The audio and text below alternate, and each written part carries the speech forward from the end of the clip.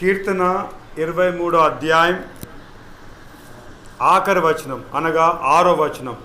నేను బ్రతుకు దినములన్నీయు కృపాక్షేమాలే నా వెంట వచ్చును.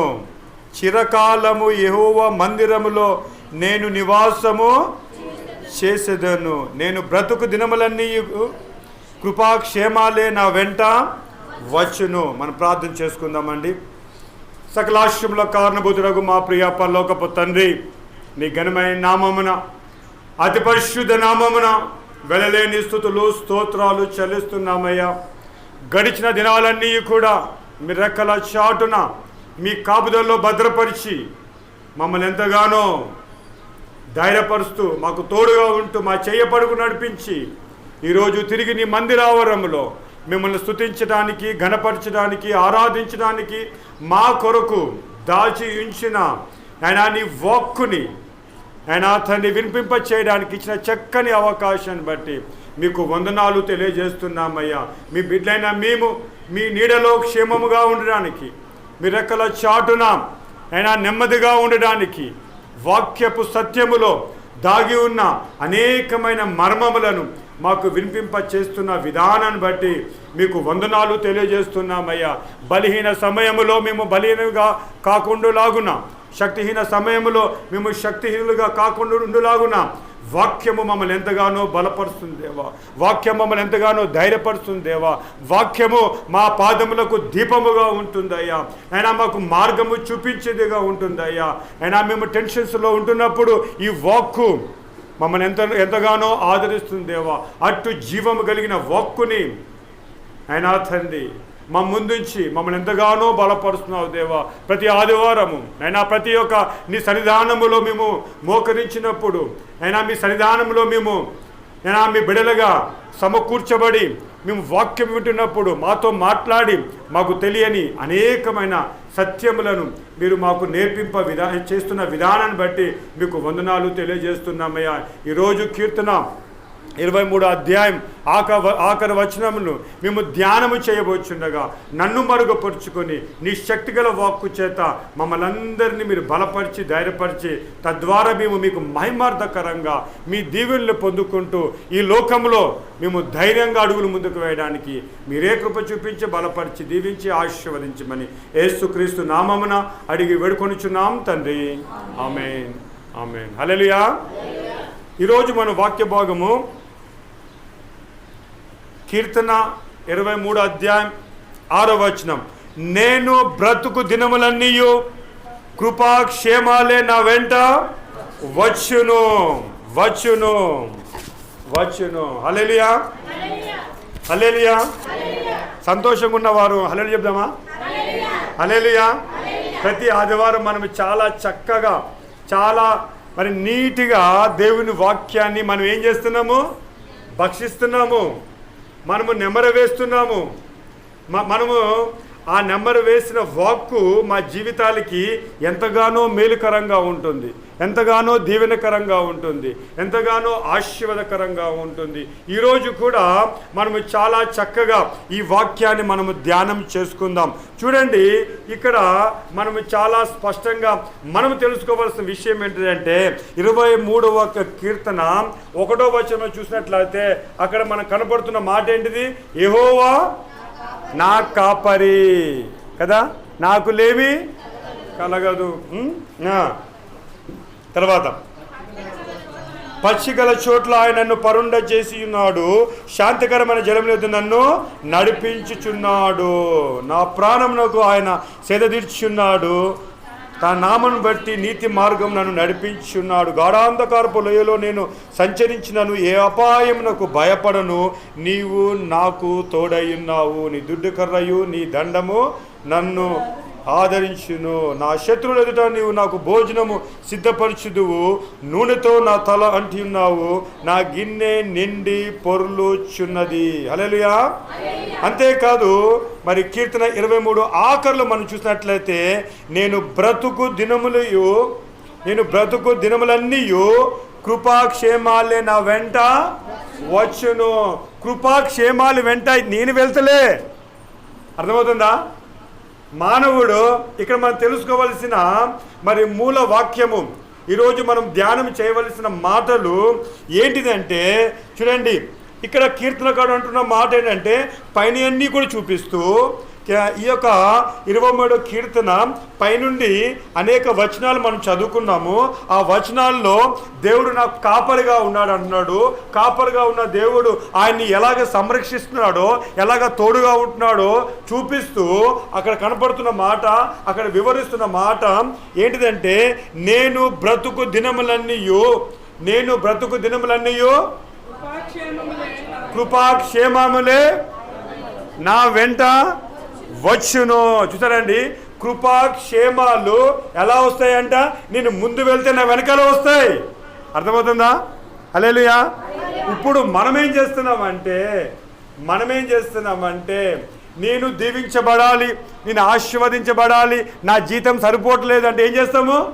దొంగతనాలు చేస్తారు, లంచాలు తీసుకుంటారు, మోసం చేస్తారు. అవునా కదా? కృపాక్షేమాలు, నేను, నా భార్య, నా కుటుంబము, నేను క్షేమకరమైన వాతావరణం ఉండాలి, మంచి బ్లెస్సింగ్ పొజిషన్లో ఉండాలి, ఒక గౌరవకమైన పొజిషన్లో ఉండాలి అంటే మానవుడు చేస్తున్న ప్రయత్నాలు ఏంటిదంటే మనం ఎక్కడైతే పని చేస్తామో అక్కడ లంచాలకి ముందుకు వెళ్ళిపోతారు, లేకపోతే దోపుడుకు ముందుకు వెళ్ళిపోతారు, లేకపోతే ఎవరినో అన్యాయం చేయడానికి మానవుడు వెనక అంజ వేయటం లేదు. అయితే ఇక్కడ ఈరోజు మనం తెలుసుకోవాల్సిన విషయం ఏంటిదంటే కీర్తనకారుడు చాలా స్పష్టంగా చెప్తున్న మాట, నేను బ్రతుకు దినములన్నీ కృపాక్షేమములే నా వెంట వచ్చును. అర్థమవుతుందా? కృపాక్షేమాలు మన వెంట రావాలి కదా. కీర్తనకారుడు ఎవరైనా చెప్పాలి, ఎవరైనా దావీదు అనగానే మైండ్ సెట్ మనకేముంటుంది? గొర్రెల కాపరి. గొర్రెల కాపరి అంటే చాలామంది గొర్రెల కాపరి బాగా ఉంటుంది అనుకుంటారు కదా. అయితే గొర్రెల కాపరి అంటే వీళ్ళ తల్లిదండ్రులకి ఎంతమంది పిల్లలు? మనం చూసినట్లయితే వాళ్ళ అన్నలు 7 అనగా ఈయన కలుపుకుంటే 8 మంది మగపిల్లలే చూపించారు బైబిల్లో ఎక్కువగా, అనగా ఆడపిల్లలు చూపెట్టలే. అంటే మనం అనుకున్న ఒక 10 మందో 12 మందో 13 మందో. అయితే దావీదు ఒక 100 గొర్రెలను కాశాడు అనుకుందాం. అర్థమవుతుందా? 100 గొర్రెలను కాస్తే ఇంట్లో వాళ్ళ అమ్మ నాన్నకి 10 మంది పిల్లలుంటే దావీదుకి ఎన్ని గొర్రెలు వస్తాయి? 10 గొర్రెలే వస్తాయి. అనగా 10 గొర్రెలకి ఆయన వారసుడు. అనగా 10 గొర్రెలకి ఏమన్నా ఆయన బాగా క్యాష్ పార్టీనా, బాగా ధనికుడా? కానే కాదు. అయితే ఇక్కడ మనం తెలుసుకోవాల్సిన విషయం ఏంటిదంటే ఇక్కడ మరి దావీదు విషయంలో ఆయన గొర్రెల కాపరిగా ఉంటున్న సమయంలోనే పలుకుతున్న మాట, కృపాక్షేమాలే నా వెంట వస్తాయి. ఎందుకంటే దేవుడు నా కాపరిగా ఉన్నాడు, పచ్చగల చోట్ల ఆయనను పరుండ చేస్తాడు కదా అని దేవుని గురించి తెలుసుకున్నాడు. ఈరోజు దేవుని బిడ్డలైన మనం కూడా తెలుసుకోవాల్సిన విషయం ఏదంటే మరి దేవుని గురించి మనం తెలుసుకోవాలి. ఇక్కడ కీర్తనకారుడు అనగా దావీదు ఎక్కడో అడవిలో ఉండి బెత్లెహేము తట్టు చూస్తూ ఆయన పాటలు పాడేవాడు అంటాం. అనగా ఆయన గురించి ఒక ఆరాటం ఆయన హృదయంలో ఉండేది, దేవుని కొరకు ఒక ఆరాటం ఆయన హృదయంలో ఉండేది. ఎందుకంటే దేవుని గురించి ఆయన తెలిసిన వాడుగా ఉంటాడు, దేవుని యొక్క రుచిని ఆయన గ్రహించేవాడుగా ఉంటున్నాడు. అందుకనే ఆయన జీవిత కాలము అనగా ఆయన మరి జీవించిన కాలములో ఆయన యొక్క జీవితాన్ని మనం నెమరవేస్తే దేవుడు ఆయనతో ఏ విధంగా అనుబంధం కలిగి ఉన్నాడో, దేవుడు ఆయనతో ఏ విధంగా సహవాసము దేవుడు కలిగి ఉన్నాడో, దేవుడు ఆయన ఏ విధంగా దీవించాడో ఈరోజు మనము ధ్యానం చేసుకుంటే మరి దావీదు ఈ కృపాక్షేమాల వెంట వెళ్ళాడా లేకపోతే ఈయన వెంట వచ్చాయా అనేది మనకు కనపడుతూ ఉంటుంది. అయితే ఇక్కడ మనం చూసుకుంటూ ఇంకా ముందుకు వెళ్ళినట్లయితే కీర్తనాకారుడైన దావీదుని మనం చూసుకుంటా వెళ్తే మనం అనుకుంటాం ఆయన గొర్రెల కాపరికి దేవుడు దీవించాడు, ఇమీడియట్గా రాజు అయిపోయాడని. అయితే దేవుని బిడ్డలైన మనము కూడా ఆశపడుతూ ఉంటాం, నేను దీవించబడాలి, నేను ఆశీర్వదించబడాలి, నేను ఉన్నతమైన స్థానంలో ఉండాలి, మా పిల్లలు కూడా ఉన్నతమైన స్థానంలో ఉండాలని ఆశపడతారు లేదా? లేకపోతే మేము మాకు దీవెన వద్దు, ఆశీర్వాదం వద్దు అంటే ఎవరైనా ఏమంటారు తెలుసా, ఈయన పిచ్చోడేమో ఎర్రగడ్డ హాస్పిటల్ వచ్చాడు అనుకుంటారు కదా.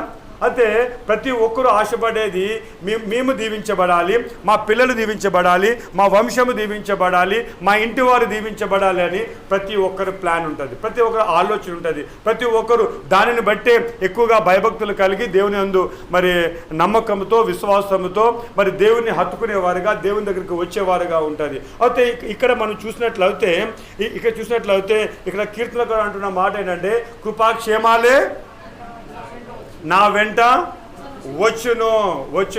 ఆయన ఆ మాట ఎప్పుడు అన్నాడంటే, ఆయన రాజైన తర్వాత చెప్పిన మాట కాదు.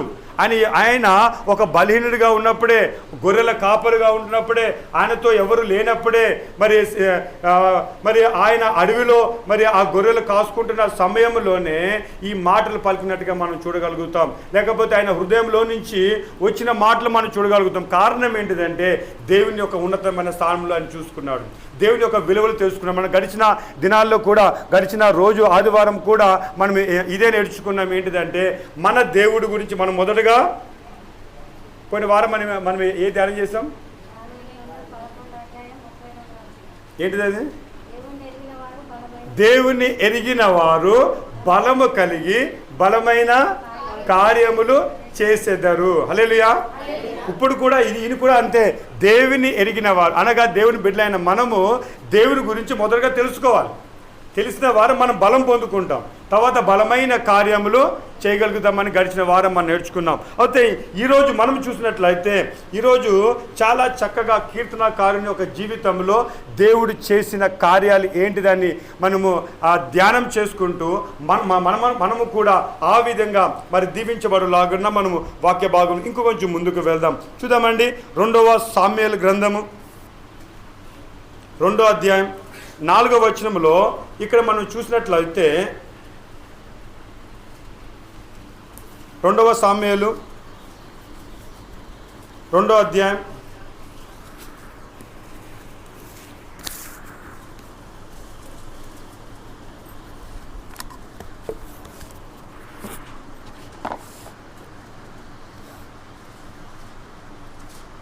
2వ సామ్యుయేలు 2వ అధ్యాయం 4వ వచనం. అంతటా యూదావారు అక్కడికి వచ్చి యూదావారి మీద రాజుగా దావీదునకు పట్టాభిషేకము చేసిరి. హల్లెలూయా. చూడండి, ఇక్కడ చాలా స్పష్టంగా మనము తెలుసుకోవాల్సిన విషయం ఏంటంటే, మనము ధ్యానం చేయవలసిన విషయం ఏంటంటే, మనము గ్రహించవలసిన విషయం ఏంటంటే, చూడండి, అంతటా యూదావారు అక్కడికి వచ్చి యూదావారి మీద రాజుగా దావీదునకు పట్టాభిషేకము చేసిరి. అనగా దావీదు ఎక్కడ ఉన్నారో అక్కడికి యూదా జనాంగము, అనగా చూడండి, యాకోబుకి 12 మంది పిల్లలు, 12 గోత్రాలుగా మలచబడ్డాయి. ఈ 12 గోత్రంలోకి వెళ్ళి ఒక గోత్రమైన యూదా గోత్రం వాళ్ళు వచ్చి మరి దావీదునకు పట్టాభిషేకం చేశారు. ఏంటంటే, దావీదు నువ్వు మాకు రాజుగా ఉండాలి, నువ్వు మాకు నాయకుడిగా ఉండాలి, నువ్వు మమ్మల్ని పాలించే వ్యక్తిగా ఉండాలని వారు వచ్చి పట్టాభిషేకం చేశారే కానీ దావీదు మాత్రము అక్కడికి వెళ్ళలే. అయితే ఈరోజు దేవుని బిడ్డలైన మనము తెలుసుకోవాల్సిన విషయం ఏంటంటే, చూడండి, ఇక్కడ దావీదు విషయంలో మరి ఇంక కొంచెం ముందుకు వెళ్తే ఇంకా ఆయన లైఫ్ స్టోరీని అనగా ఆయన జీవితాన్ని ఒక్కసారి మనం నెమరు వేసుకుంటే 1వ సామ్యుయేలు 16వ అధ్యాయము 13వ వచనం మనం చూసినట్లయితే, దావీదు వారి ఇంటికాడ గొర్రెలు కాసుకున్న సమయంలో సౌలు అనబడుతున్న ఒక దైవజనుడు, సామ్యుయేలు అనబడుతున్న ఒక దైవజనుడు, సామ్యుయేలు అనబడుతున్న ఒక ప్రవక్త, ఒక అభిషక్తుడు మరి అక్కడ మరి దావీదు ఇంటికి వచ్చాడు. ఆ దావీదు వారి ఇంటికి వచ్చి వాళ్ళ నాన్నగారితో సంభాషిస్తున్నాడు. అయితే దేవుడు నాకు ఒక పని చెప్పాడు, మీ కుమారుల్లో ఒక కుమారుని తైలాభిషేకం చేయమన్నాడు, అభిషేకించమన్నాడు అన్నప్పుడు వారి ఇంట్లో ఉన్న పెద్ద కుమారుడు నుంచి చిన్న కుమారుడు వరకు అందరినీ ముందు పెడతారన్నమాట. అయితే ఒక్కొక్క కుమారుడు చాలా హ్యాండ్సమ్గా ఉంటారు, చాలా బలవంతులుగా ఉంటారు, చాలా ఆరోగ్యవంతులుగా ఉంటారు. అయితే వాళ్ళందరినీ చూపిస్తూ ఉంటాడు, ఈయన కాదు, ఈయన కాదు, ఈయన కాదు, ఈయన కాదు, ఈయన కాదు, ఈయన కాదు. ఆఖరిగా అని చెప్తున్న మాట అంటే, ఇంకా ఎవరైనా ఉన్నారా మీ ఇంట్లో అన్నప్పుడు ఒకడు ఉన్నాడు పొట్టోడు, ఒకడు ఉన్నాడు పనికిమాలోడు. వాడు ఎక్కడున్నాడు? అడవిలో గొర్రెలు కాసుకుంటున్నాడు అని చెప్పగానే వాడిని పిలిపియండి. అయితే ఎప్పుడైతే ఆయన పిలిపించిన తర్వాత దేవుడు ఆయనతో సమూయేలుతో మాట్లాడినప్పుడు, ఈయనే దేవుని చేత ఏర్పరచబడిన వాడు అని ఆయన విషయంలో చూడండి 16-13.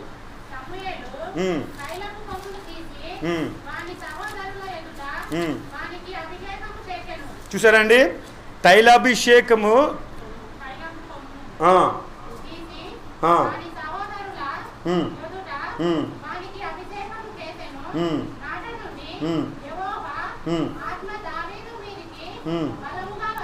చూసారండి. ఆ రోజు నుంచి, ఆ క్షణం నుంచి దేవుని ఆత్మ దావీదు మీదికి బలముగా వచ్చెను. హల్లెలూయా. అయితే ఇప్పుడు మనమే అనుకుందాం, దేవుడు నిన్ను ఏర్పరచుకున్నాడు, దేవుడు నిన్ను అభిషేకించాడు, దేవుడు నిన్ను రాజుగా చేశాడు అని మనల్ని అభిషేకించాడు అనుకుందాం.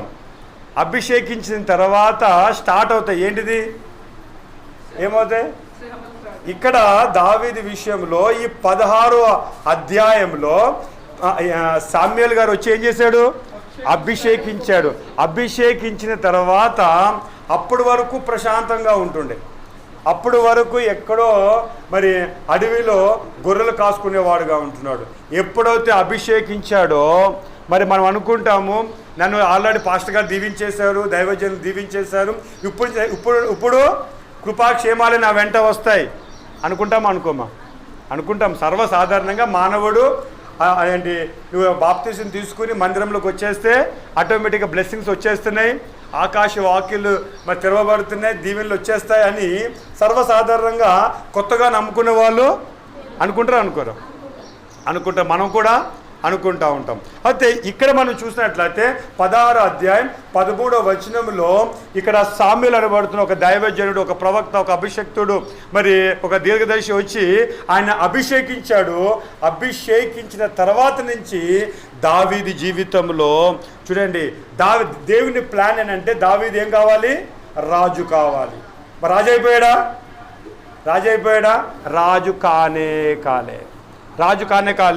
అయితే 1వ సమూయేలు 16వ అధ్యాయం నుంచి మనం చూసినట్లయితే 31వ అధ్యాయం వరకు, అనగా మరి అక్కడ కాలం మనం చూస్తే 20 సంవత్సరాల వరకు దావీదు రాజు కాలే. కష్టాలు, శ్రమలు, బాధలు, ఇబ్బందులు, తన ప్రాణాన్ని తనే దక్కించుకోవడానికి ఇటు అటు పరిగెత్తేవాడు. చూడండి ఎన్ని టెన్షన్స్ ఉన్నాయి. అయితే మనమేమనుకుంటామంటే, ఒక్కసారి నేను బాప్తిజం తీసుకుని దేవుని దగ్గరికి వచ్చేస్తే ఆటోమేటిక్గా బ్లెస్సింగ్స్ వచ్చేస్తాం అనుకుంటాం. అయితే ఎప్పుడైతే ఇక్కడ మనం తెలుసుకోవాల్సిన విషయం ఏంటంటే, యేసయ్య కూడా బాప్తిజం తీసుకుని ఒక ప్రత్యేకించబడిన వ్యక్తిగా మలచబడినప్పుడు ఆటోమేటిక్గా ఉపవాస ప్రార్థనలు అయిపోయిన తర్వాత మరి ఆ శోధకుడు వచ్చి అన్ని అటాక్ చేశాడు. శోధకుడిని జయించిన తర్వాతే ఆయన విజయ ఉత్సాహకరంగా అనేకమైన అద్భుతాలు జరిగించాడు. ఇక్కడ కూడా దావీదు విషయంలో మనం చూసినట్లయితే, దావీదుని మీరు తర్వాత చదువుకోండి 16వ అధ్యాయం నుంచి 31వ అధ్యాయం వరకు, అనగా ఈ యొక్క మొదటి సమూయేలు గ్రంథంలో ఈ 16వ అధ్యాయం నుంచి అన్నీ చూసినట్లయితే దావీదు మరి తరమబడుతూ ఉంటాడు, దావీదు మరి నలగబడుతూ ఉంటాడు, దుఃఖించబడుతూ ఉంటాడు, వేదన కనపడుతుంది, శ్రమలు కనబడతాయి. ఆయన ఎక్కడ కనపడితే అక్కడ చంపేయండి అని సౌలు దగ్గర నుంచి ఆర్డర్స్ వస్తూ ఉంటాయి. చూడండి, ఇక్కడేమో మన మూలవాక్యము కృపాక్షేమాలే నా వెంట వస్తాయంటే, ఇక్కడ ఏమొస్తున్నాయి? కష్టాలు వస్తున్నాయి, బాధలు వస్తున్నాయి, దుఃఖం వస్తుంది. ఏంటిది శ్రమ? దేవుని బిడ్డలైన మనము కూడా ఒక్కొక్కసారి అనుకుంటాం, అయ్యో నేను ఇంతగా ప్రార్థన చేస్తానే, ఇంతగా నమ్మకంగా ఉన్నానే, ఇంతగా విశ్వాసం ఉన్నానే, ఇంతగా పొద్దుగా లేచి ప్రార్థన చేస్తున్నాను, సాయంత్రం లేక ప్రార్థన చేస్తున్నాను, మందిరంలోకి వస్తున్నాను, ఏంటి నాకు అనే మనకి ప్రతి ఒక్కరికి కూడా ఇది ఒక మానవ రీతిగా ఉంటున్న మనకి ఈ శ్రమలు వస్తూనే ఉంటాయి, అయితే ఆలోచనలు వస్తూనే ఉంటాయి. అయితే కీర్తనకారుడి జీవితాన్ని చూసి ఈరోజు దేవుడు మనల్ని ఎంతగానో బలపరచడానికి, ఎంతగానో ధైర్యపరచడానికి ఆయన ఇష్టపడుతూ ఉంటాడు. ఎందుకంటే వాగ్దానం చేసిన దేవుడు నమ్మదగిన దేవుడు. వాగ్దానం చేసిన దేవుడు ఆయన నమ్మదగిన వాడు. ఇది మనం గ్రహించాలి. ఆయన వాగ్దానము చూడండి, ఆనాడు మరి తైలపు నూనెతో మరి తైలాభిషేకం చేయించబడిన ఆయనకి దేవుడు చెప్పిన మాట ఏంటంటే రాబోయే కాలంలో ఈయన రాజుగా పట్టాభిషేకం చేయబడతాడు, ప్రజల్ని ఏలేవాడు అని ఆ దావీదుకే చెప్పడం జరిగింది. మరి దేవుని బిడ్డలైన మనము మరి ఈ కాలంలో, ఈ నూతన నిబంధన కాలంలో యేసు రక్తము చేత కడగబడిన ప్రతి ఒక్కరికి కూడా దేవుడు తైలాభిషేకం చేత అభిషేకించి మన మీద కూడా దేవుడు దీవెనలు ఆశీర్వాదాలు పెట్టి ఉంచాడు. చూడండి, దావీదుకి సామేలు ద్వారా నువ్వు రాజుగా మరి రాబోయే కాలంలో నువ్వు రాజుగా పట్టాభిషేకం చేయబోతావని మరి దావీదు విషయంలో మరి ఆయన చెప్పి వెళ్ళిపోతాడు. అనగా చూడండి, దేవుని యొక్క ప్లాన్ ఏంటిది? ఆయన రాజుగా చూస్తున్నాడు కదా. ఈరోజు దేవుని బిడ్డలైన మనము, ఆయన వారసులుగా మనము మరి ఆయన రక్తం చేత కడగబడిన మన విషయంలో కూడా అనేకమైన వాగ్దానం మన మీద ఆయన ఉంచాడు. ఆ వాగ్దానములకు వారసులైన మనము దాన్ని అవలంబించాలి. ఇక్కడ మనం చూసినట్లయితే ఇక్కడ చాలా స్పష్టంగా ఇక్కడ మనం చూసినట్లయితే దావీదు విషయంలో మరి అనేకమైన శ్రమలు కలిగిన, అనేకమైన బాధలు కలిగిన, మరి అనేకమైన వేదన సంబంధమైన కలిగినప్పుడు కూడా 20 సంవత్సరాలు దేవుడు ఆయన పరీక్షించాడు. ఎన్ని సంవత్సరాలండి? 20 సంవత్సరాలు.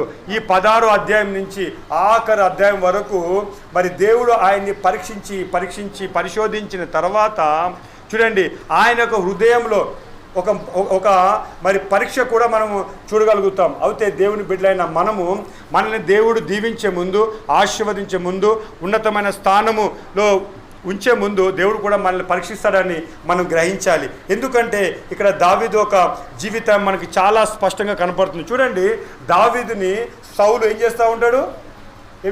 సౌలు తరుముతూ ఉంటాడు కదా.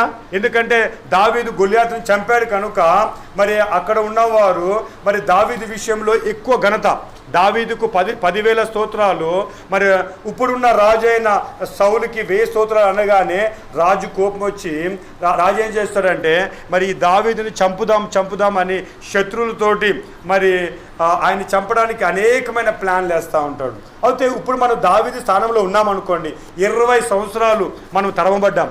20 సంవత్సరాలు ఎదుగుదల అవతలోడికి ఇష్టం లేదు. 20 సంవత్సరాలు మనల్ని ఎప్పుడు చంపాలని, మన దగ్గర ఉన్న అనుచరులు చంపాలని, మనము ఏకాకి అవ్వాలని శత్రువు ఆలోచిస్తున్న సమయంలో శత్రువు చనిపోయాడు అనుకుందాం.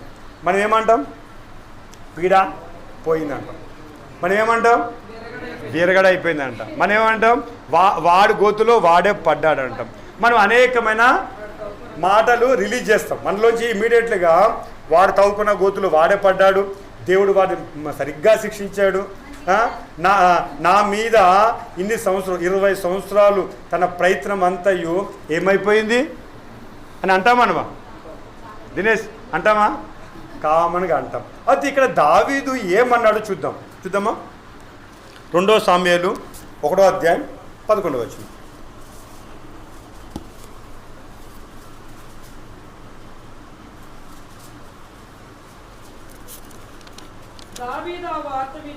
చూడండి, దావీదు చూడండి, చాలా స్పష్టంగా తెలుసుకోవాల్సిన విషయం ఏంటంటే దావీదు ఆ వార్త విని, అనగా సౌలు చంపబడ్డాడనే వార్త విని వస్త్రములు చింపుకొని తనతో పాటు ఉన్న వారందరూ అలాగునే చేసి సౌలును, అనగా సౌలు కొడుకైన యోనాతానును,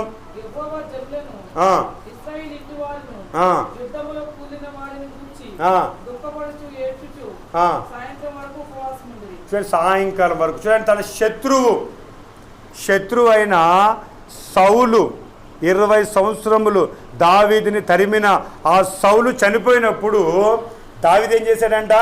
బట్టలు చింపుకున్నాడంట. తనతో పాటు అందరూ కూడా బట్టలు చింపుకున్నారు. తనకు తాను తగ్గించుకున్నారు, ఉపవాసం ఉన్నారు, మరి దేవుని దగ్గర ప్రార్థన చేశారు. చూసారండి? అనగా ఇక్కడ చూడండి, ఇక్కడ దేవుడితో ఒక వ్యక్తిని దీవించే ముందు ఆయన గుణగణాలు ఉట్టిగానే దావీదు గొర్రెలు కాసుకుంటున్న ఆయన సింహాసనం మీద ఎక్కలే, లేకపోతే కూర్చోలే. చూడండి, 20 సంవత్సరాలు తరమబడినప్పటికీ కూడా ఆయనలో అటువంటి ప్రేమమూర్తి కలిగిన అనగా దేవుని యొక్క స్వభావము ఉందా లేదా అని దేవుడు చూస్తున్నాడు. చూడండి, ఒక ఉదాహరణ చెప్తా.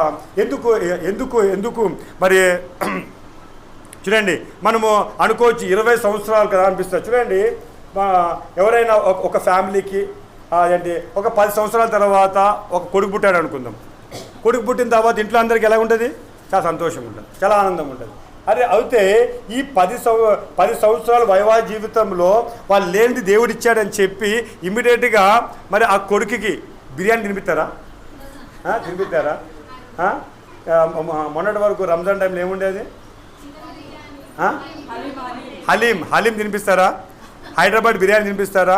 అయ్యో నా కొడుకని కాదు కదా. అయితే దేవుడు ఇచ్చిన దాన్ని వాళ్ళు ఏం చేస్తారు? 1 సంవత్సరం అంతా పాలుతో పెంచుతారు. తర్వాత ఏం చేస్తారు? తర్వాత మెత్తది అవి ఉన్నాయి కదా, మనకి ఏమున్నాయి?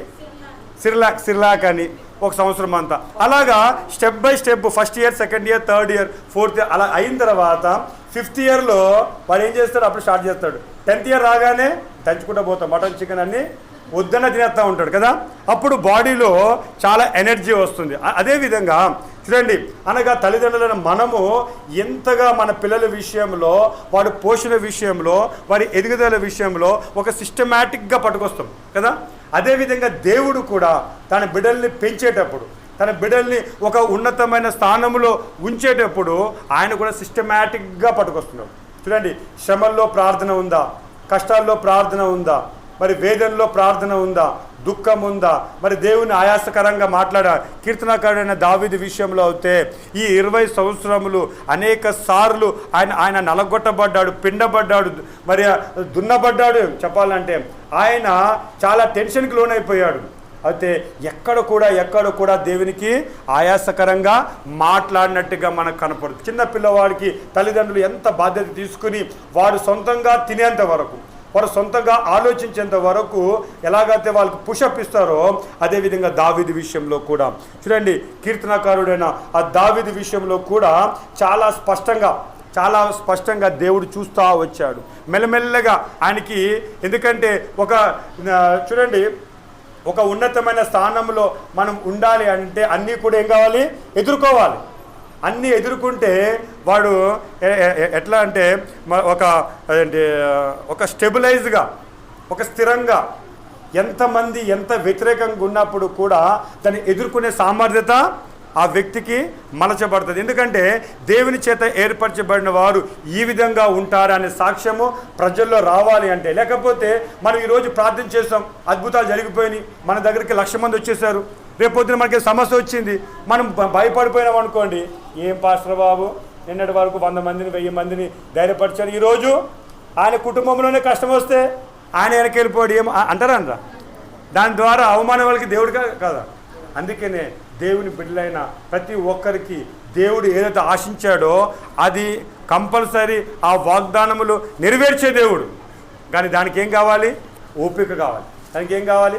సహనం కావాలి. మనం అనుకోవచ్చు దేవాన్ని ఇంత భక్తిగా ఉంటున్నా, ఇంత నమ్మకంగా ఉంటున్నా, ఇంత విశ్వాసంగా ఉంటున్నా, ఇంతగా గంటలు ప్రార్థన చేస్తున్నా, పొద్దుగాల ప్రార్థన చేస్తున్నా, రాత్రికాల ప్రార్థన చేస్తున్నా, ఆ పక్కోళ్ళు అయితే ఏం ప్రార్థన? ఏం లేదు అసలు అనిపిస్తుంది. ఏం లేదు. తక్కువమైన వాళ్ళు బ్లెస్ అయిపోతున్నారు. అరే ఉన్నతమైన స్థానంలో అవుతున్నారు, వాళ్ళ దగ్గరికి వెళ్ళి మేము పని చేస్తున్నాం, వాళ్ళ దగ్గరికి వెళ్ళి మేము చేతులు కట్టుకుంటాం, ఇదేంటి దేవా అనిపిస్తూ ఉంటుంది. అయితే అనిపించిన మన దేవుడు ఎటువంటి వాడని మనం తెలుసుకోవాలి. మనం తెలుసుకొని దాంట్లో స్థిరంగా ఉండాలి. ఇక్కడ మనం చూసినట్లయితే దావీదు పాట పాడితేనే రాజైన సౌల్లో నుంచి దురాత్మ వెళ్ళిపోయేది. ఇప్పుడు దావీదు కనిపిదా? నేను ప్రార్థన చేస్తే, నేను పాట పాడితేనే నా రాజులోకి వెళ్ళి దురాత్మ వెళ్ళిపోతుంది, ఇప్పుడు ఆయనే నన్ను చంపడానికి వస్తున్నాడు అనిపిస్తుంది. కానీ ఈయన ఓపికతో ఉన్నాడు, సహనంతో ఉన్నాడు కదా. ఆయన మరి చాలా మరి నెమ్మదిగా ఉన్నాడు. ఆఖరి క్షణంలో ఆ రాజు చనిపోయినప్పటికీ పీడ పోయింది అని అనకుండా నోట్లో నుంచి కూడా ఆయన మాటల్లో కూడా, ఎందుకంటే 91 కీర్తన ఏముంటుంది? 91 కీర్తనలో మీరు పడుకొనుట లేచుట నా నోటికి మాట రాకముందే 139 సారీ. అయితే అంతా కూడా దేవుడికి తెలిసే ఉంది కనుక ఆయనలో చూడండి, దావీదు మరొకసారి అంటాడు, నేను నిద్రపోతున్నప్పుడు నాలో మరి ఏ దోషము కూడా ఆయనకి కనబడలేదు అంటాడు. అయితే ఇక్కడ మనం చూసినట్లయితే ఆఖరి క్షణంలో శత్రువు చనిపోయినప్పటికీ ఆయన బట్టలు చింపుకొని, తనతో పాటు ఉన్నవారు కూడా ఆ బట్టలు చింపుకొని తగ్గించుకొని వాళ్ళు ఉపవాసం ఉన్నారు. ఉపవాసం ఉంది అనగా ఆయన యొక్క స్వభావం మనకు కనపడుతుంది. అటువంటి స్వభావమే దేవునికి కావాలి. అయితే చనిపోయిన తర్వాత ఆయన అంటాడు, దేవా మరి ఆయన చనిపోయాడు, ఇప్పుడు నా ఇంటికి వెళ్ళాలా అంటే అప్పుడు దేవుడు అంటాడు, నువ్వు నీ ఇంటికి వెళ్ళొచ్చు. చూద్దామా 2 సామ్యాలు 2 అధ్యాయం 1 నుంచి చదువు.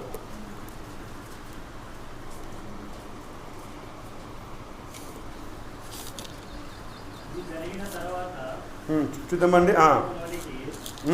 ఇది జరిగిన తర్వాత ఏంటి జరిగిన తర్వాత అనగా సౌలు చనిపోయిన తర్వాత యూదా పట్టణంలోనికి నేను పోదునా అని దావీదు యెహోవా యొద్ద విచారణ చెయ్యగా. చూసారా దేవునితో ఉన్న రిలేషన్, దేవునితో ఉన్న కమ్యూనికేషన్ మనకు కనపడుతుంది. దేవా మరి ఏ శత్రువుతో నన్ను చంపడానికి ప్రయత్నం చేశాడో మరి వాడు చనిపోయాడు, వాడి కోసం నేను దుఃఖించాను, ప్రార్థించాను, నాతో పాటు అందరూ కలిసి ప్రార్థన చేశారు. మరి ఇప్పుడు నేను నా ఇంటికి నా ఊరికి నేను వెళ్ళొచ్చా అని యెహోవా యొద్ద దేవుని దగ్గర విచారణ చేశాను. పోవచ్చునని యెహోవా అతనికి సెలవిచ్చాను. అయితే నేను ఎక్కడికి వెళ్ళాలయ్యా? హెబ్రోన్కి వెళ్ళాలా? మా అమ్మోళ్ళ ఇంటికి వెళ్ళాలా? మా తాతోళ్ళ ఇంటికి వెళ్ళాలా? మా అన్నోళ్ళ ఇంటికి వెళ్ళాలా? మా అమ్మమ్మోళ్ళ ఇంటికి వెళ్ళాలా అని దేవునితో అన్నప్పుడు చూడండి, నేను పోవలసిన స్థలం ఏదని దావీదు మనవి చేయగా హెబ్రోనుకు పొమ్మని ఆయన్ని సెలవిచ్చాను. చూసారండి, ఇక్కడ చాలా స్పష్టంగా క్లియర్గా కనపడుతుంది కీర్తనాకారుడైన దావీదు విషయంలో. మరి హెబ్రోనుకు వెళ్ళు అని దేవుడు సెలవుగానే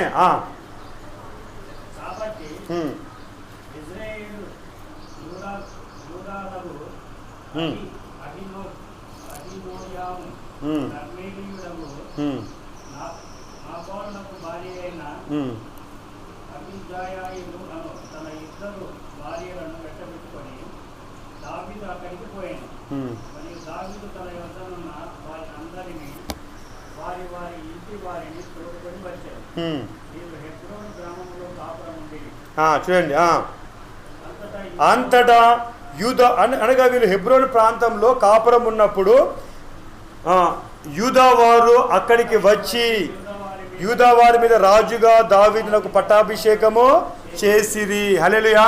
ఇక్కడ మనం తెలుసుకోవాల్సిన కృపాక్షేమాలే నా వెంట వచ్చును అని దావీదు చెప్పిన మాట 20 సంవత్సరాల తర్వాత ప్రజలే వచ్చి 12 గోత్రంలోకి వెళ్ళి ఒక గోత్రం యూదా గోత్రపు వాళ్ళు వచ్చి వాళ్ళు అంటున్న మాట, అయ్యా దావీదు నీవు మాకు రాజుగా ఉండాలి అని వారే పట్టాభిషేకం చేశారు. చూసారండి, ఇక్కడ మనం తెలుసుకోవాల్సిన విషయం ఏంటిదంటే చూడండి, త్వరగా డెవలప్ అవుతే త్వరగా మనము డౌన్ అయిపోతాం. స్లోగా మనం డెవలప్ అయ్యామనుకోండి అది జీవితకాలం ఉంటాం. మనం తెలుసుకోవాల్సిన విషయం ఏంటిదంటే చూడండి, ఇది సౌలు గాడిదలు పోయినాయి అని ఏం చేశాడు? ఎత్తుక్కుంటా పోయాడు. ఎత్తుక్కుంటా పోతా ఉంటే అక్కడ సామ్యులు అనే దైవజనుడు కనిపించి ఆయన్ని పట్టాభిషేకం చేశాడు. అనగా ఇమ్మీడియట్గా ఏమైపోయాడు? అనుకోకుండా వెళ్ళాడు, అనుకోకుండా రాజు అయిపోయాడు, అనుకోకుండా వచ్చేసాడు, అనుకోకుండా ఇజ్రాయెల్ ప్రజలకి రాజు అయిపోయాడు కదా. అయితే ఆయన కాలము అంటే 40 years 40 సంవత్సరాలే ఉన్నది. తర్వాత వాళ్ళ కొడుకులు వాళ్ళ చరిత్ర ఎక్కడ కూడా లేదు. హల్లెలూయా. చూడండి, ఇంకా మంచిగా అర్థం కావాలంటే ప్రతి ఇంట్లో చిన్న చిన్న మొక్కలు ఉంటాయి. ఏ మొక్కలు అయ్యి? టమాటా మొక్కలు, వంకాయ మొక్కలు, బెండకాయ మొక్కలు. ఈరోజు విత్తనం వేస్తాము, వారం రోజులకి మొక్క వచ్చేస్తుంది. తర్వాత ఇంకొక వారానికి చెట్టు వస్తుంది, ఇంకొక వారానికి టమాటాలు ఫుల్ టమాటాలు కనబడుతుంది కదా. తర్వాత ఇంకొక నెల తర్వాత అది కనబడుతుందా? 2 నెలల తర్వాత కనబడుతుందా? అప్పుడే లేచింది, అప్పుడే ఫలాలు వచ్చినాయి, అప్పుడే డౌన్ అయిపోయింది. అదే మీరు ఒలివ మొక్క చూడండి. ఒలివ మొక్క మనం విత్తనం వేసామనుకోండి, ఆ విత్తనానికి రైతు నీళ్ళు పోస్తూ ఉంటాడు, కనపడదు. అయితే మనం అనుకుంటాం అది బతికిందా, చనిపోయిందా, లోపల కుళ్ళిపోయిందా. అయినా కానీ విశ్వాసంతో ఎవరైతే నాటారో వాళ్ళు వేస్తూ ఉంటారు. ఎప్పుడుకో 1 నెలకో 2 నెలలకో చిన్న చిగురు వస్తుంది. అయితే అది చెట్టు అవ్వడానికి 5-6 సంవత్సరాలు పడుతుందంట, మంచి ఆకులు వచ్చి పూత రావడానికి. అనగా అది చెట్టు అయ్యి ఫలాలు వస్తుందో మనకు తెలియదు, కానీ 5 సంవత్సరాల నుంచి 7 సంవత్సరాల మధ్యన దాంట్లో ఒక చిన్న పూత వస్తుందంట. ఒక్కసారి అది చెట్టు అయిందంటే ఎన్ని సంవత్సరాలు ఉంటుందండి? అది చరిత్ర చెప్తుంది 1000 సంవత్సరాలు ఉంటుందంట, 1000 years ఉంటుందంట ఒలివ మొక్క. హల్లెలూయా. చూడండి, దేవుడు మనల్ని దీవిస్తే టమాటా మొక్కలా కాదు, బెండకాయ మొక్కలా కాదు, సౌలులా కాదు, దావీదు వలె, ఒలివ చెట్టు వలె. చూడండి, తరతరములు దావీదు విషయంలో దేవుడు చెప్తున్న మాట, సూర్యుడు చంద్రుడు ఉన్నంత వరకు నీ సింహాసనము స్థిరపడి ఉంటుంది. హల్లెలూయా. చూడండి, 20 సంవత్సరాలు కష్టపడ్డాడు, 20 సంవత్సరాలు దుఃఖించాడు, 20 సంవత్సరాలు నలగొట్టబడ్డాడు, 20 సంవత్సరాలు పిండి వేయబడ్డాడు. 20 సంవత్సరాలకి ఆయనకి జవాబు లేదు, ఎక్కడి నుండి ఎక్కడ పోయినా అపజయమే. కానీ ఒక్కసారి సింహాసనం మీద కూర్చున్నాడో లేదో, ప్రజలు చెప్తున్న మాట, దావీదు సింహము గుండె వంటి వాడు. దావీదు కాలంలో యుద్ధం చేయడానికి అందరంట భయపడిపోయారంట. సింహపు గుండె వంటి వాడు. తర్వాత దావీదు సింహాసనం మీద ఎక్కిన తర్వాత వారి వంశమే సింహాసాన్ని మరి ఆ దేశాన్ని పరిపాలించినట్టుగా, తర్వాత మరి దావీదు వంశంలో నుంచే యేసయ్య ఈ లోకంలో వచ్చినట్టు కనపడుతుంది. అయితే ఇక్కడ మనం తెలుసుకోవాల్సిన మన మూల వాక్యము, కృపాక్షేమాలే నా వెంట వచ్చును. అయితే ఈయన వాళ్ళ ఇంటికి వెళ్ళాడు. ఎవరింటికి వెళ్ళాడు? దావీదు వాళ్ళ ఊరికి, హెబ్రోన్ ప్రాంతానికి వెళ్ళారు. అక్కడ 12 గోత్రాలు వారిలోకి వెళ్ళి ఒక గోత్రము, యూదా గోత్రము వారు వచ్చి, అయ్యా నువ్వు మాకు రాజుగా ఉండాలి అని చెప్పి వారే ఆ పవర్ ఇచ్చేశారు. చూసారండి, దేవుని యొక్క మరి అభిషేకము ఎంత గొప్పగా ఉంటుందో. అంతేకాదు, ఇంకా ముందుకు వెళ్దామా? 2 సామ్యులు అదే 5వ అధ్యాయం, తొందరగా 5వ అధ్యాయం 1వ వచనం.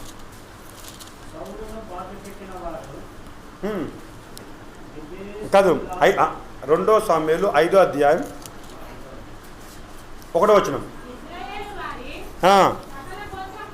చూడండి, ఇజ్రాయేలు వారి సకల గోత్రముల వారు హెబ్రోనులో దావీదు నొద్దకు వచ్చి,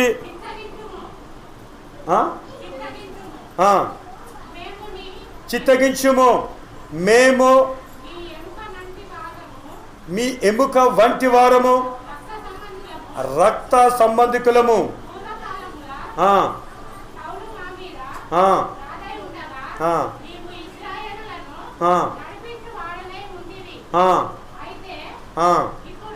అయితే ఇప్పుడు నీవు ఇజ్రాయేలును బట్టి నా జనులను పాలించి వారి మీద అధిపతివై ఇందువని హల్లెలూయా. ఇందాక ఒక గోత్రపు వారు వచ్చారు, ఇప్పుడు ఏమైపోయారు? 11 గోత్రపు వారు సౌలు దిక్కుండే. సౌలు హతమైపోయాడు, చనిపోయాడు. ఆ 11 గోత్రపు వారు మరి దావీదు దగ్గరికి వచ్చి, నీవు మమ్మల్ని పాలించేవాడుగా ఉండాలి అనగా 12 గోత్రపు వారు అనగా ఇజ్రాయెల్ దేశం అంతటి ప్రజలందరూ కూడా దావీదుకి సింహాసనము అప్పజెప్పారు. హల్లెలూయా. ఇప్పుడు దావీదు ముందుకు వెళ్తుంటే ఇప్పుడు వెనకాల ఏమొచ్చింది? కృపాక్షేమాలు. మరి చూడండి, దేవుని బిడ్డలైన మనం ముందు వెళ్తూ ఉంటుంటే చూడండి, దీవెనలు మన వెనకాల రావాలి, ఆశీర్వాదం మన వెనకాల రావాలి. మనమైతే మరి దీవెనల కొరకు పరిగెడతా ఉంటాం, ఆశీర్వాదం కొరకు పరిగెడతాం, ఇటు అటు ఇటు అటు, మరి అడ్రస్ లేకుండా పరిగెడతా ఉంటాం. మనము దేవుని బిడ్డైన మనము స్థిరంగా ఉండాలి. స్థిరంగా ఉన్నప్పుడు మరి కృపాక్షేమాలు మన వెంట వస్తాయి. దావీదు విషయంలో మనం చాలా స్పష్టంగా చూడగలిగాం. దావీదు విషయంలో చాలా మరి గొప్పగా మనం చూడగలిగాం. ఆయన పిండబడ్డాడు, నలగొట్టబడ్డాడు, తృణీకరించబడ్డాడు. అయినప్పటికీ దేవుడు తనని మరి రాజుగా చూడాలనుకున్నాడు. రాజుగా ప్రజల మధ్యన ఆయన ఉంచాడు. మరి అయితే ఇన్ని సంవత్సరాలకి ఎలాగా అనగా ఆ యొక్క 20 సంవత్సరాలు దేవుడు దావీదుని ఏం చేశాడు? పరీక్షించాడు. మన విషయంలో కూడా మనం తెలుసుకోవాల్సిన విషయాలు కూడా అంతే. దేవుడు మనల్ని మన మీద ఏదైతే ఆశీర్వాదంగా చూడండి, ద్వితీయోపదేశకాండం 28వ అధ్యాయంలో ఉంటుంది, నువ్వు తలగా ఉంటావు, తోకగా ఉండవు కదా, నువ్వు అప్పిచ్చేవారుగా ఉంటావు, నువ్వు సమాజంలో అంటే ఒక విలువైన స్థానంలో ఉంటావు. కానీ నేనేమో తోకగా ఉన్నాను, అప్పు తీసుకునేవారుగా ఉన్నాను అని మనకు అనిపిస్తూ ఉంటుంది కదా. అనగా దేవుని యొక్క దీవెనలు ఎలాగున్నాయి? దేవుని దీవెనలు ఎలాగున్నాయి? నువ్వు అప్పిచ్చేవారుగా ఉంటావు. దేవుని దీవెనలు ఎలాగున్నాయి? నువ్వు ఆశీర్వాదపడిన వారుగా ఉంటావు. దేవుని దీవెన నువ్వు తలగా ఉంటావు. దేవుని దీవెనలు ఎలాగుంటాయి? నువ్వు అనేకులకి మరి మేలుకరంగా ఉంటావు. సమాజంలో మరి ప్రజలు ఎదుట నువ్వు నిలబడతావు, అధికారులు ఎదుట నువ్వు మరి భోజనం చేస్తావు అని దేవుని వాగ్దానం ఇలాగున్నాయి. అయితే మనము ఉన్న పొజిషన్ చూసి ఒక్కోసారి మనకు కూడా చింత వేస్తూ ఉంటుంది. ఈరోజు దేవుని వాగ్దానపు మాటలు మనం చూసినట్లయితే ఇది చాలా విలువైన మాటలు. చూడండి, కీర్తనాకారుడిని మరి ఆయన యుద్ధంలో రాజు అవడానికి నైపుణ్యం కలిగిన వ్యక్తి కాదు, రాజుగా ఉండడానికి ఆయనలో క్వాలిటీస్ లేవు. కానీ దేవునితో మరి హత్తుకునేవాడుగా ఉన్నాడు కనుక, దేవునితో మరి ఆయన ఐక్యమై ఉన్నాడు కనుక దేవుడు ఆయన్ని మరి రాజుగా హెచ్చించడానికి, ఆయన కృపాక్షేమాలు ఆయన ముందుకు వెళ్తుంటే ప్రజలే వచ్చి అయ్యా నువ్వు మాకు రాజుగా ఉండు, అయ్యా నువ్వు మాకు రాజుగా ఉండని మొదట ఒక గోత్రపు వారు, రెండోదిగా మరి మరొక గోత్రపు వారు అక్కడ చెప్పినట్టుగా మనం చూడగలుగుతాం. చూడండి, మరొక మాట త్వరగా మనం ముందుకు వెళ్ళిపోదాం.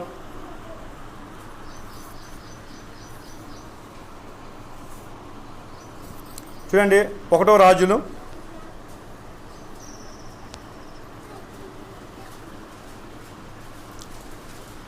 17వ అధ్యాయం 1వ వచనం.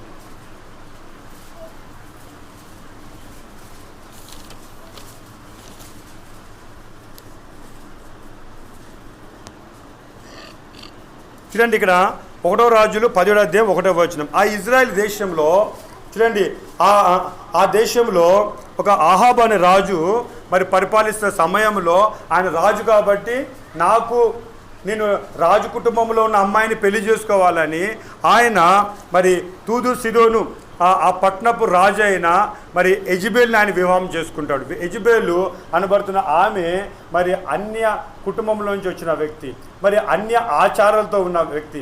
అయితే ఆమెను పెళ్లి చేసుకున్న తర్వాత వారి వైవాహిక జీవితంలో ఇజ్రాయెల్ ప్రజల్ని వాళ్ళు నాయకత్వం వహిస్తున్న సమయంలో వారు చెప్తున్న మాట ఏంటంటే, మరి యెహోవా దేవుడికి అనగా దేవుణ్ణి స్తుతించకుండా వాళ్ళు ఒక విగ్రహాన్ని పెట్టి ఈ విగ్రహాన్ని మీరు అందరూ పూజించాలి, ఈ విగ్రహాన్ని మీరు ఆరాధించాలి అని అక్కడ చెప్పడము జరుగుతుంది. అయితే దేవునికి రావాల్సిన మహిమంతయు మరి ఆ దేవతకి వెళ్ళిపోవడము అక్కడ ఉన్న ఏలి అనే భక్తుడికి చాలా బాధగా ఉంటుంది, చాలా వేదనకరంగా ఉంటుంది. అయితే అప్పుడు అక్కడ ఏలి అనబడుతున్న మరి ఆ యొక్క దైవజనుడు ఒక ప్రవక్త చెప్తున్న మాట, దేవా ఈ దేశంలో మీకు రావాల్సిన స్తుతులు, మీకు రావాల్సిన ఘనత అన్య దేవతలకు వెళ్ళిపోతున్నాయి. ఈ దేవతకి ప్రార్థన చేస్తే, ఈ దేవతకి మరి ఆరాధిస్తే మనకి మంచి వర్షాలు వస్తాయని అన్య స్త్రీ అయిన యెజబెలు చెప్పడం వలన ప్రజలందరూ కూడా దాన్నే మరి ఆరాధించడము, స్తుతించడం జరుగుతుంది. అయితే ఆ ప్రాంతంలో ఏలియా దేవుని దగ్గర ప్రార్థన చేస్తాడు, అయ్యా ఒకవేళ నిజంగా వర్షం వస్తే మీకు రావాల్సిన స్తుతులన్నీ ఆగిపోతాయి, మీకు రావాల్సిన మరి ఘనత రాకుండా మరి ఈ యొక్క విగ్రహానికి ఈ యొక్క మరి లోక సంబంధమైన ఆచారానికి వెళ్ళిపోతుంది అని ఏలియా దేవుని దగ్గర ప్రార్థన చేస్తాడు. చూడండి, అయితే ఈ మాటలు ఇక్కడ కనబడతాయి. ఎక్కడంటే 1వ రాజులు 8:30లో ఉంటుంది, దేవా ఈ ప్రజలు మీకు ఆయాసకరంగా ఉంటే ఆకాశమందు నేను వర్షాన్ని ఆపేస్తాను, అదే ప్రజలు మీకు అనుకూలంగా ఉంటే ఉండి ప్రార్థన చేస్తే ఆకాశమందున్న ఆ వర్షము తిరిగి వర్షింప చేస్తుందని లేఖనాలు నువ్వు చెప్పావు కదా. అదేవిధంగా నేను ప్రార్థన చేస్తున్నా, ఈ ప్రజలు మూర్ఖులు, ఈ ప్రజలు అన్య విగ్రహ సంబంధమైన పూజలు చేస్తున్నారు కనుక నువ్వు వర్షాన్ని ఆపివేయి అని ప్రార్థన చేయగా మరి అక్కడ దేవుడు ఏలియా మాట విని అక్కడ వర్షాన్ని ఆపేస్తాడు. ఈ విషయం మనం చాలాసార్లు మనం ధ్యానం చేసుకున్నాం. అయితే అక్కడ వర్షాన్ని ఆపేసిన తర్వాత ఈ యొక్క 17వ అధ్యాయం 1వ వచనం చూసినట్లయితే ఈ ఏలియా అనబడుతున్న ఆయన అహాబ్ దగ్గరికి వెళ్తాడు. ఆ అహాబ్ దగ్గరికి వెళ్ళి చూడండి ఏమంటాడు. 17:1 అంతటా గిలాదు కాపురస్తుడు సంబదీయుడు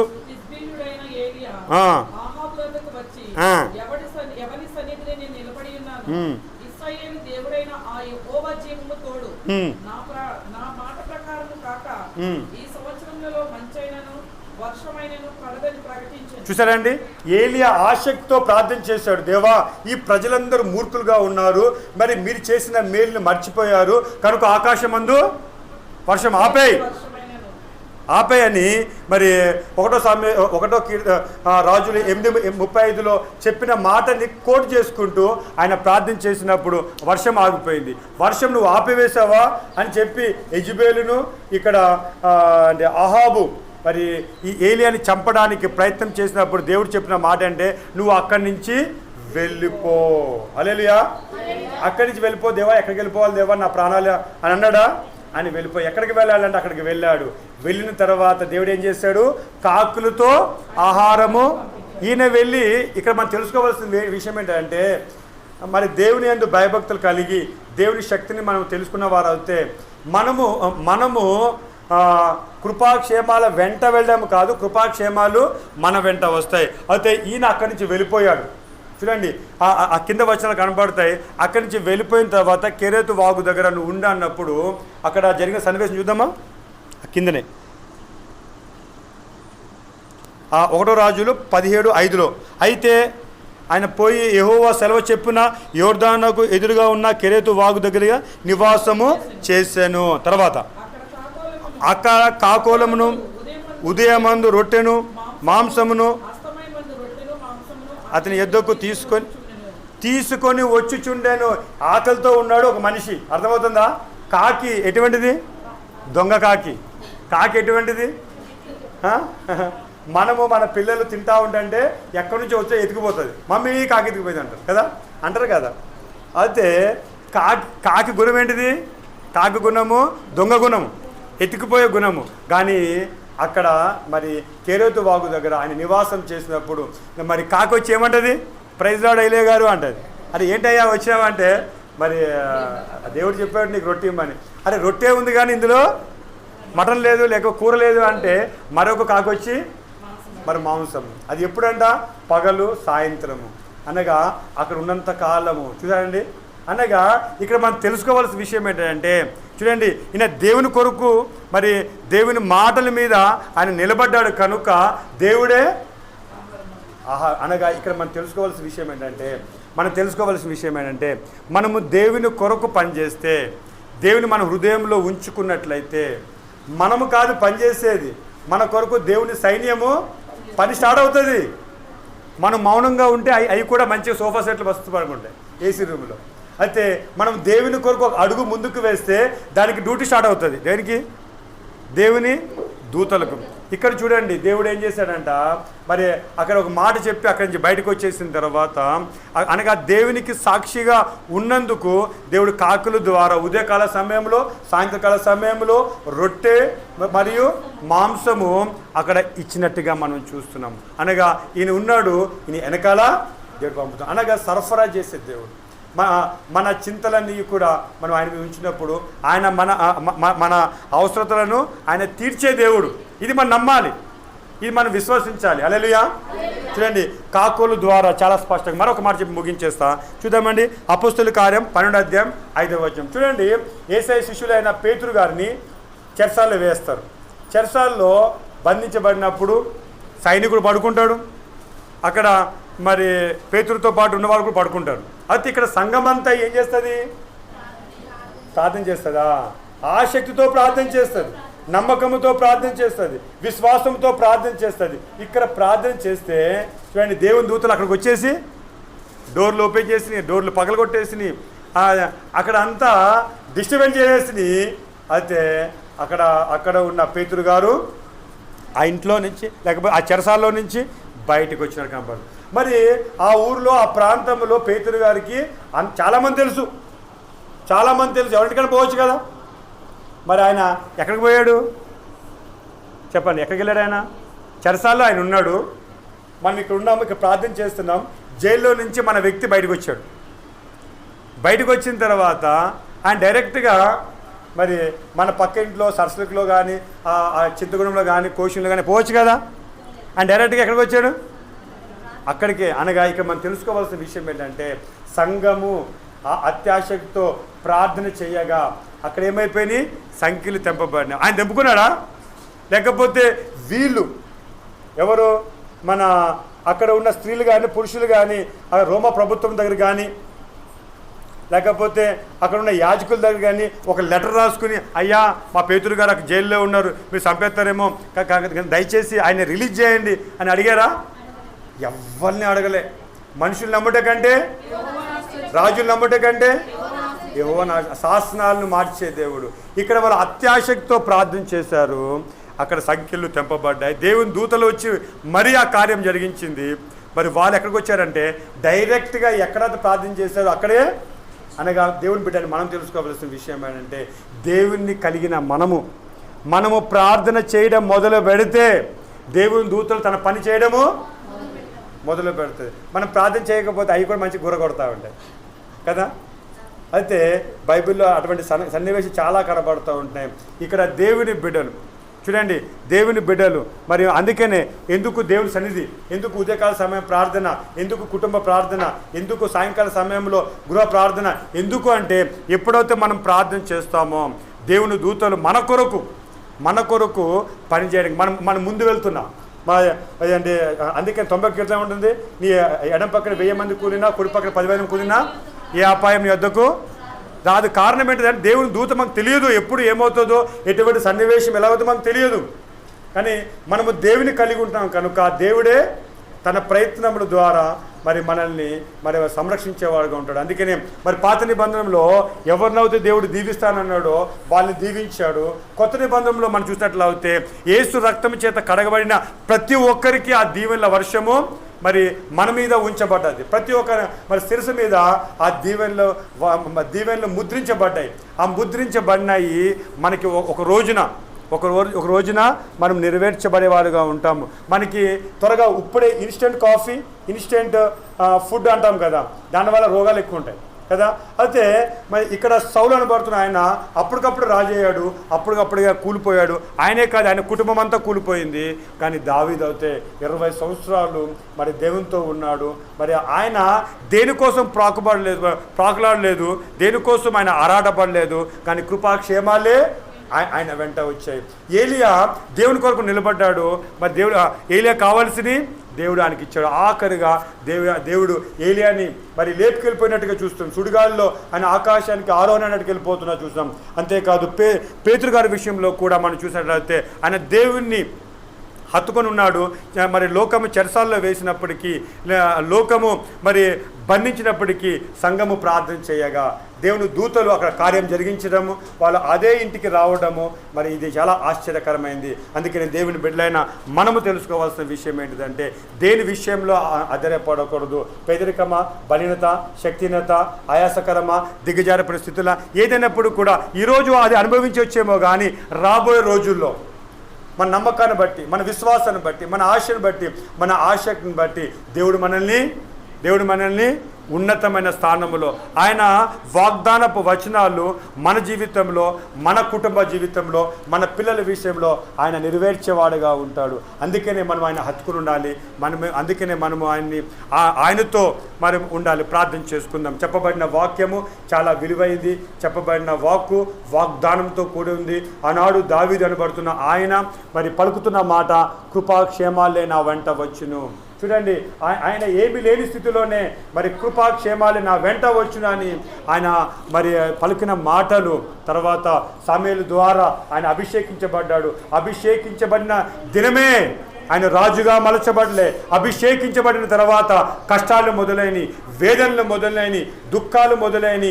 ఆయన శరీరము, ఆయన యొక్క సమస్యలన్నీ కూడా పిండవేయబడ్డాయి, నల్లగొట్టబడ్డాయి, దంచివేయబడ్డాయి. అయినప్పుడు కూడా మనం ఆయన ఆయాసకరంగా ఎప్పుడు ఎక్కడ మాట్లాడలేదు. అది దేవునికి ఇష్టముగా మలచబడ్డది. అంతేకాదు, మరి తనని హాని చేసిన తన శత్రువు అయిన సౌలు చనిపోయినప్పుడు ఆయన తన బట్టలు చింపుకున్నాడు. తనతో పాటు ఉన్న వారు కూడా బట్టలు చింపుకుని దుఃఖించి ఉపవాసం ఉన్నట్టుగా మనం చూస్తున్నాం. అది దేవునికి ఇష్టమైంది. అంతేకాదు, ఆయన ఎప్పుడైతే తన స్వగృహానికి వెళ్ళాడో యూదా గోత్రపు వారు వచ్చి ఆయన్ని పట్టాభిషేకం చేశారు. అంతేకాదు 11 గోత్రపు వారు వచ్చి ఆయన కూడా నువ్వే మాకు రాజుగా ఉండాలని. ఎంత గొప్ప ఆధిక్యత అండి, ఎంత గొప్ప విలువలండి. ఈరోజు మన దేవుని బిడ్డలైన మనము కూడా తెలుసుకోవాల్సిన విషయము, మరి పేతురు విషయంలో కూడా మనం చాలా చక్కగా ధ్యానం చేసుకున్నాం. ఈరోజు దేవుని బిడ్డలైన మనము మన జీవితము ఎలాగున్నప్పటికీ, ఎటువంటి పరిస్థితుల్లో ఉన్నప్పటికీ, ఎటువంటి దుఃఖకరమైన పరిస్థితులు, ఆయాసకరమైన పరిస్థితులు, మరి వేదనకరమైన పరిస్థితులు ఉన్నప్పటికీ ఒకరోజు దేవుడు నన్ను సింహాసనం మీద కూర్చోబెడతాడు, ఉన్నతమైన స్థానంలో ఉంచుతాడు. నన్ను, నా కుటుంబాన్ని, నా వంశాన్ని నా దేవుడు దీవించే దేవుడు. అందుకనే నేను నిష్ఠగా ఉంటున్నా, అందుకనే నేను నమ్మకముగా ఉంటున్నా, అందుకనే నేను విశ్వాసము కలిగి ఉంటున్నా, అందుకనే నేను కుడికి కానీ ఎడమకు కానీ తొలగిపోయేవారుగా నేను ఉండక, నేను ఏక మనసుతో ఏకతలంపుతో దేవుని దగ్గర సమయము గడుపుతున్నా అనే మాట మనలో నుంచి రావాలి. ఎప్పుడైతే ఆ మాట మనలో నుంచి వస్తుందో, దేవుడు ఆనాడు తన అభిషక్తులు దీవించినట్టుగా ఈరోజు మనల్ని కూడా ఆయన దీవించడానికి ఆయన సిద్ధంగా ఉన్నాడు. ఈరోజు వాక్యం విన్న మీరు, లైవ్లో వింటున్న వారు, మీరు కూడా దేవుడు చెప్తున్న మాట, దేని విషయంలో అధైర్యపడవద్దు, దేని విషయంలో విస్మయం ఉండొద్దు. ప్రతి విషయంలో ప్రార్థన విజ్ఞాపనల ద్వారా మీ విన్నపములను దేవుని దగ్గర సమర్పించండి. దేవుని కార్యాలు మీ కళ్ళారా మీ జీవితంలో మీరే చూడండి. ప్రార్థన చేసుకుందాం. జీవం కలిగిన మా ప్రియ పరలోకపు తండ్రి, నీ ఘనమైన నామమున, అతి పరిశుద్ధ నామమున వెలలేని స్తుతులు స్తోత్రాలు చెల్లిస్తున్నామయ్యా. మీ బిడ్డలైన మేము దీవించబడాలని, ఆశీర్వదించబడాలని అనేకమైన అడ్డదారులు తొక్కుతున్నాం దేవా. అనేకమైన చేయకూడని పనులు చేయడం వలన మా మీదకి రావాల్సిన దీవెనలు రావడం లేదని మేము గ్రహించి ఈరోజు లేఖనముల ద్వారా మేము ఎంతగానో బలపరచబడ్డాం దేవా, ఎంతగానో ధైర్యం తెచ్చుకున్నాము దేవా. ఆనాడు దావీదు జీవితాన్ని మా ముందుంచి మా కనువిప్పు కలగజేస్తావు దేవా. ఇంట్లో ఉన్నవారు, సమాజంలో ఉన్నవారు ఎవరు విలువివ్వనప్పటికీ నేను దావీదు మిమ్మల్ని తెలుసుకుని మీకు నేను తన హృదయంలో ఒక విలువైన స్థానం ఇచ్చాడు కనుక మీరు దావీదుని విడిచిపెట్టక నేను దావీదు అభిషేకించుకున్నారు దేవా. ఆయన దావీదును అభిషేకించుకున్న తర్వాత 20 సంవత్సరములు ఆయన మీరు పరిశోధించి పరీక్షించారు దేవా.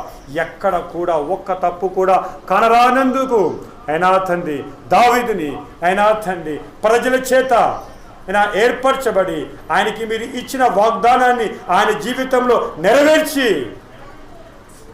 ఉన్నతమైన స్థానంలో ఒక రాజుగా ఉండడానికి, సింహపు గుండె కలిగిన వాడని, ఒక గొప్ప బలమైన వక్కుని ప్రజల మధ్యలో సంచరింపచేసిన దేవా నీకు వందనాలు తెలియజేస్తున్నాం. అంతేకాదు దావీదుకి ఇచ్చిన అభిషేకము సూర్యుడు చంద్రుడు ఉన్నంత వరకు నా హృదయానుసారుడైన దావీదు తన సింహాసనము నిలిచి ఉంటుంది అని మీరు చెప్పారు దేవా. అవునయ్యా, ఆయన ఎంతో గొప్ప దేవుడు దేవా. ఈరోజు మీ బిడ్డలైన మేము వాక్యం విన్నాం. మేము ఆయన దేని విషయంలో అధైర్యపడక, దేని విషయంలో చింతించక, ఈరోజు ఉన్న వాక్యము ద్వారా రాబోయే దినములో మేము ఒకరోజు ఆశీర్వదించబడతాం, ఒకరోజు మేము దీవెనకరమైన స్థానంలో ఉంటామని మేము గ్రహిస్తూ మా విశ్వాస జీవితంలో మేము ఎక్కడ కూడా అయినా తండ్రి తక్కువ స్థాయిలోకి రాకుండా, ఎక్కడ కూడా మేము తల వంచుకునే వారుగా ఉండకుండా అయినా తండ్రి దినదినము మీ వాక్యపు జ్ఞానంలో ఇంకయ్యూ నీ ఆత్మ అయినా నడిపింపులో మమ్మల్ని అందరినీ మీరు బలపరిచి ఈ వాక్కు ద్వారా మేమందరము దీవెనలు పొందుకునేలాగున మీ కృప చూపించమని నజరేయుడైన యేసుక్రీస్తు నామమున అడిగి వేడుకొనుచున్నాం తండ్రి. ఆమేన్, ఆమేన్.